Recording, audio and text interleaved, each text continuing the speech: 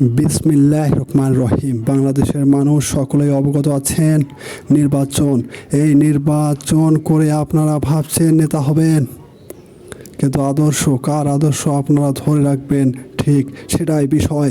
বিভিন্ন কথা আভাস শোনা যায়, বিএনপি দলকে বাতিল করা হবে, আবার এখন শোনা যাচ্ছে আওয়ামী লীগ দলকে বাতিল করা হোক।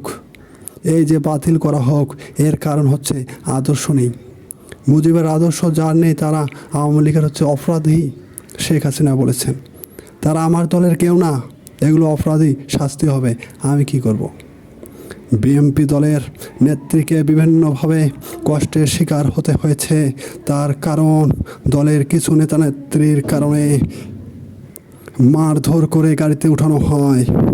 বেগম খালেদা জিয়াকে কারাবন্দী হতে হয়েছে। তাই আমি বলবো এই সব নেতানেত্রী বিএনপি দলের কেউ না। এ ধরনের কিছু নেতানেত্রী বিভিন্ন জায়গায় অপপ্রচার চালিয়ে দলের নাম খারাপ করছে তারেক রহমানকে পরাজিত করার লক্ষ্যে, কিন্তু সফল হতে পারবে না। কোনো ধরনের চক্রান্ত এদেশের মানুষ আর বিশ্বাস করবে না।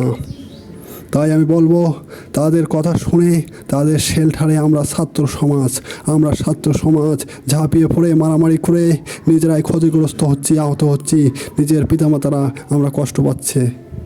তাই আমি বলবো যে দল পছন্দ করেন, বাংলাদেশের শহীদ নেতাদের অনুসরণ করে দল করবেন, সেটাই আমাদের জন্য ভালো। স্বাধীন বাংলাদেশ। ধন্যবাদ।